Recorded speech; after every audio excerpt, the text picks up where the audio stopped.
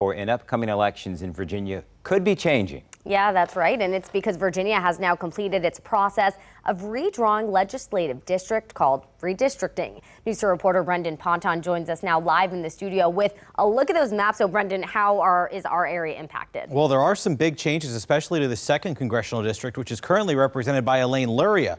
The maps are now finalized after months of a controversial process to redraw them. Here in Hampton Roads, 4 members of Congress represent us, each with their own district. This is what they look like now, and this is how the districts are changing under new maps approved by the Virginia Supreme Court. The primary changes that we see that are going to impact us are changes to the congressional district, more specifically Congressional District 2. News 3 talked with political analyst Dr. Eric Claville about the new maps. The 2nd Congressional District is changing a lot. Currently, it's represented by Congresswoman Elaine Luria.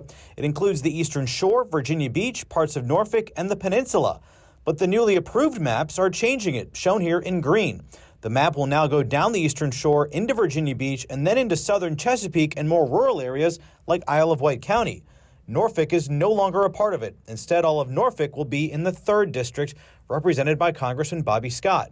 We asked Claville about the type of candidate who could win in this district. He is a candidate that's willing to represent all the people in those diverse areas of both Virginia Beach and the rural areas. District lines were also redrawn for every member of the state General Assembly, including the House of Delegates and the state Senate. But the process ran into some hiccups this year.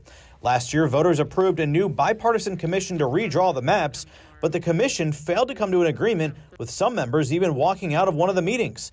Because they couldn't agree, the process got sent to the Virginia Supreme Court, who appointed 2 special masters to draw the maps. Like any new process, you're going to have bumps and bruises along the way.